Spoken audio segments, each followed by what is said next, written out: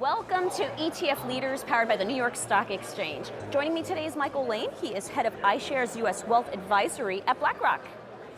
Michael, always great to see you, and great to see you here at the ETF conference. Great seeing you, Judy. It's great to be here. It's a packed house, busy place. It is indeed. Well, thanks for stopping by. So tell me, what investor problem or outcome are we talking about today? In one word, liquidity. But let me give you some context on that. There's different ways of thinking about liquidity. The way that I'm speaking about it right now, and the questions I'm getting asked a lot, is how do I respond to this confluence of two big issues that are happening in our industry? One is the consolidation of the financial advisor businesses.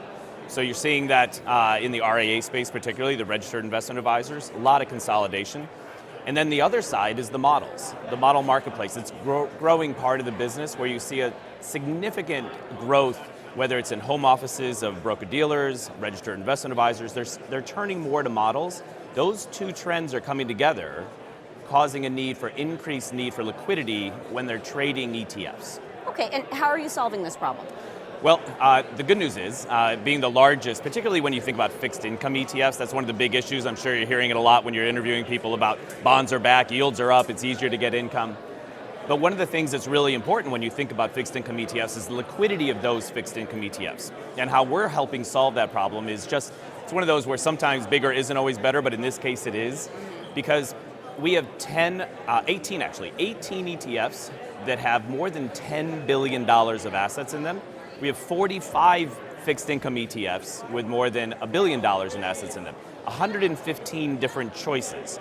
So when you say what can we do to help solve the problem, we can solve the liquidity problem for advisors and individual consumers. Okay, so which ETFs would you like investors to consider?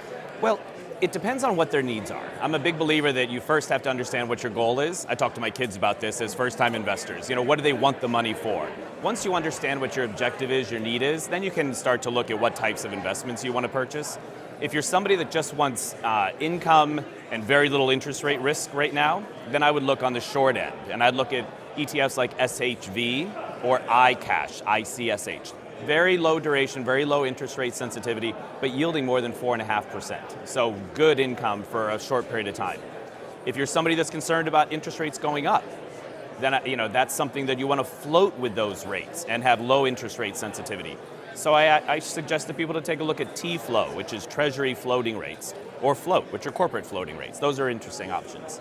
And then if you're somebody that doesn't mind taking a little bit of risk, you have a longer duration, a longer time period, you can extend your duration a bit, which means you can have a little bit more interest rate sensitivity, but you can take some credit risk. If you're in that position to take that risk, you can right now get yields over 7%.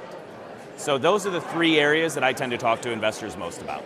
Okay, and where can investors go to learn more about this? I'd suggest going to iShares.com. We have 400 different ETFs, 115 of those on the fixed income side.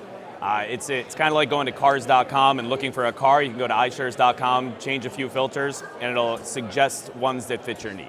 Okay, great. Well, wonderful to have you here today. Thank you for joining me. And that's ETF Leaders, powered by the New York Stock Exchange.